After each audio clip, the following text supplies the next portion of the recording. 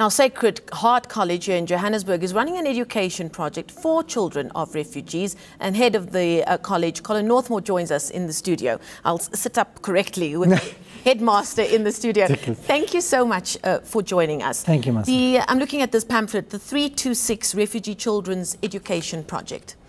Why did your school feel the need to come up with a project of this nature? All right, I think that one of the reasons is that we have a large population of refugee families living near to the school, and a school like ours, which is a very wealthy independent school, can't just serve the wealthiest part of our community. It's not right. We need to be true to the religious and the social justice imperatives of our school.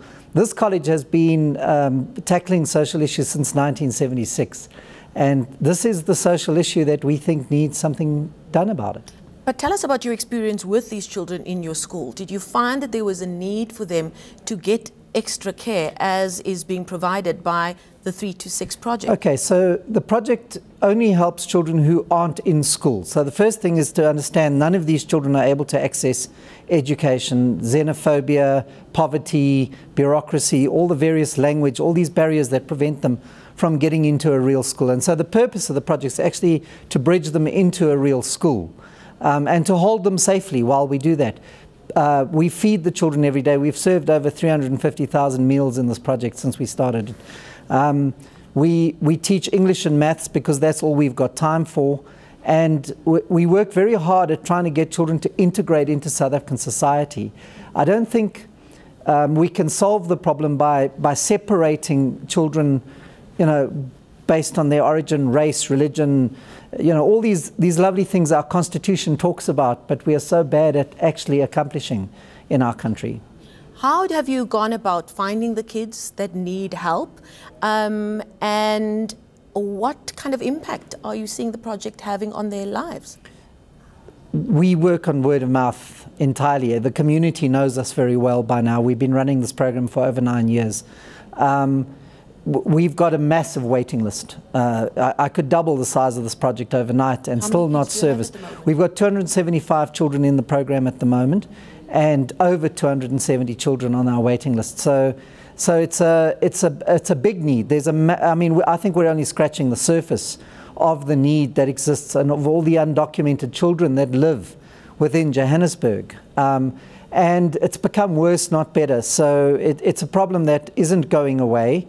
It's nice to see other schools, like we have a lovely little state school down the road from us who are partners with us. They run 2 classes in the afternoon. So I think it's a program we can, or problem we can cope with. As far as the children's and the impact of the project, just feeding children in itself is going to have a massive impact on their ability to learn, and we feed the children every day. But there's also great success stories that we can tell of our kids who have then bridged into state schools, gone on to matriculate. Our kids tend to do well when they do get into state schools. We're actually running a tracking program at the moment. We did research and published a report on this last year. So if you love children, and if you give children a space where they feel safe, particularly given the extreme experiences that these kids have had, if you just realize, or help them to realize, that they are human too and that they are worthy of being loved, you just change the way they behave, and I think you start to solve what is potentially going to be a problem in the future in our country. Have you had any engagement with the Department of Education about the work that you're doing?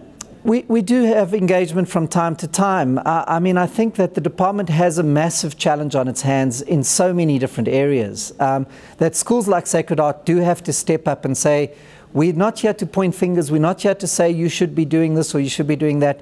We are here to try and help you solve the particular problem. We're here to be partners in trying to solve the problem. I've never had anything but support from the Department of Education. I think that they've got much bigger problems to deal with in terms of education in South Africa as a whole. I think that we are struggling a little bit at the moment with Department of Home Affairs and some of the new policies that they're trying to put through, and how that's going to impact and, in fact, push children underground, really. I think that's a much bigger problem for us going forward. Now, obviously, you said the kids you deal with in this project are not part of the regular student body that you deal with, but perhaps you can give us some insight.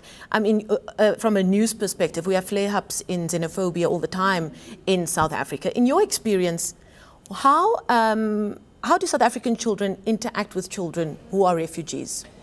When you normalize it, when they become part of your day-to-day experience, when the children are there every single day, what you start to see is a complete breakdown in the kinds of barriers that adults actually engender in children's lives. We've recently run a wonderful play day with an organization called Play Africa, where we partnered day school students with 3 to 6 students. They played together for a whole day. There were no boundaries, there were no barriers. And I think those are the kinds of experience that South African children need to have to learn how to cope effectively in a multicultural world.